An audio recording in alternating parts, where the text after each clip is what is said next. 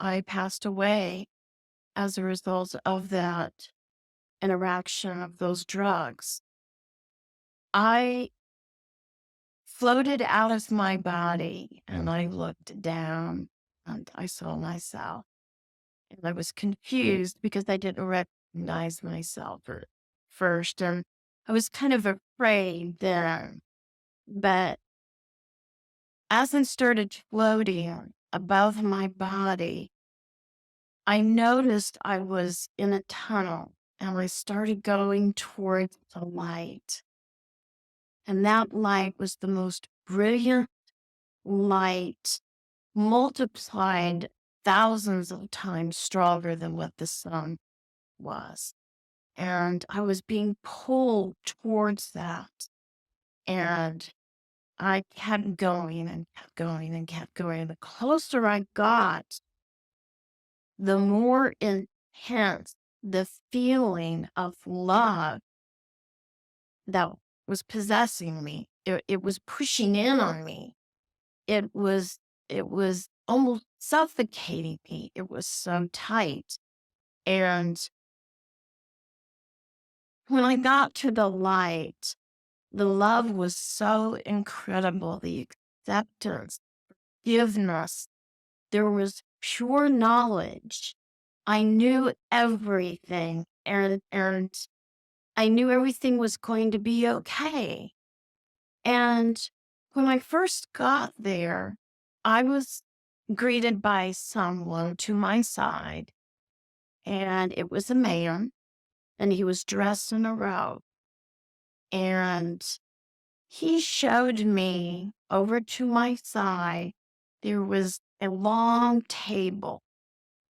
And at this table were thousands and thousands of people on either side of the table talking and chatting and conversing and having a good time and laughing. And everyone was having a party like atmosphere. And I remember when I looked at the table, instantly one person turned and looked straight at me and caught me in the eye. And it was my grandmother. And she said to me, she goes, "You can't stay here. It's not your time yet." And I instantly said, No, I'm not leaving. I'm staying. I love it here. I'm accepted here for what I am. I'm forgiven for everything I'd ever done. And I did not want to leave for any reason. The next thing that I remember was looking over to another side, and I noticed a small table with just two people sitting there. And I didn't quite understand what was going on over there because the conversation wasn't the same as the big table. The smaller table, it was almost like an argument was going on between these two people. And I asked the man that was with me, and when I say I asked, you don't talk like you're speaking, like I'm talking to you right now. You speak in a way of what I believe that we call telepathy. You know what the other person is saying, and you converse that way. And I asked him, I said, "What is going on over here?" And he told me, "That's an angel speaking with that man, trying to get him to stay here with us where we're at." And there was nothing more said about it, but in my heart, I felt like that man had died, and that angel was trying to get him to stay here with us. I can't say I understand the whole meaning of that, but that's what I felt was the situation. And I kept coming up higher and higher, and I was coming up to his face. And when I got to his face, I couldn't see any facial features. It was all brilliant light. And it didn't burn your eyes. It's not like staring at the sun where you can't look for very long and then you have to look away. This was a brilliant light that you could look at and you wanted to stay there. You were drawn to it. And I remember the love, the forgiveness, the truth. Truth was known, knowledge was known. Um, Everything was going to be okay. That was the message at all times to me.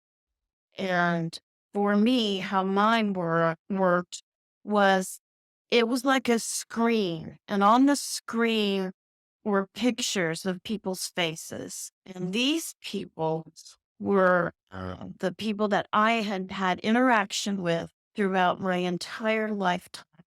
And whatever I had caused that person to feel as a result of my interaction with them, that's what I felt for a brief second, very intense. Whether it was we had a good interaction or we had a bad interaction, I felt that intensity. Uh, and then it kept rolling, just as fast as could be, just lightning fast of people's faces.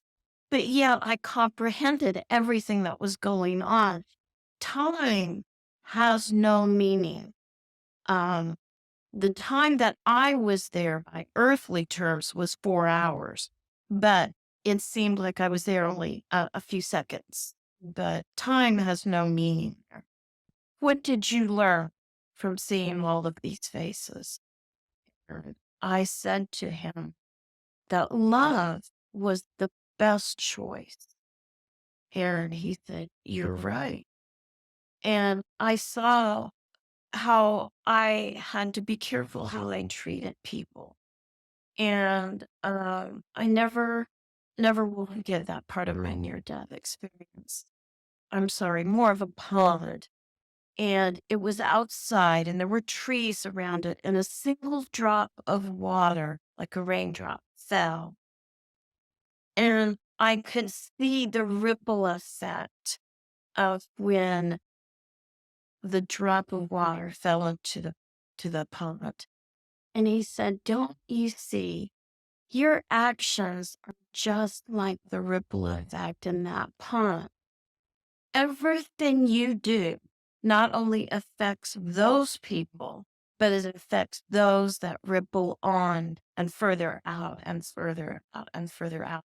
Touches people's lives that I had no idea, but it does. It has the ripple effect. Of course, I didn't want to. I wanted to stay horribly. I wanted to stay. And he said, "I want you to remember these three things."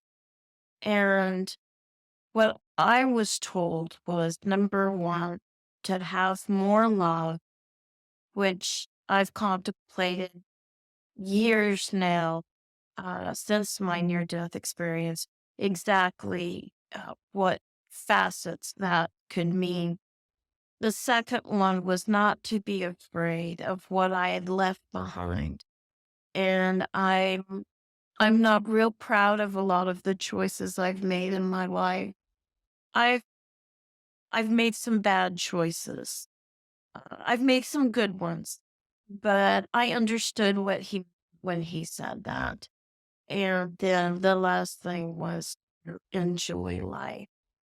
And life is short. And then we come into a different place.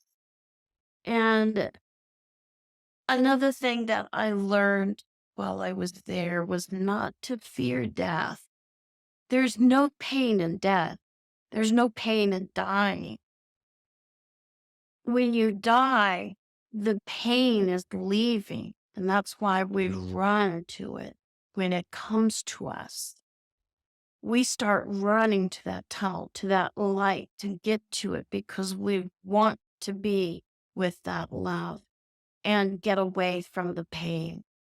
And that's why there is no pain in death. And that's my experience.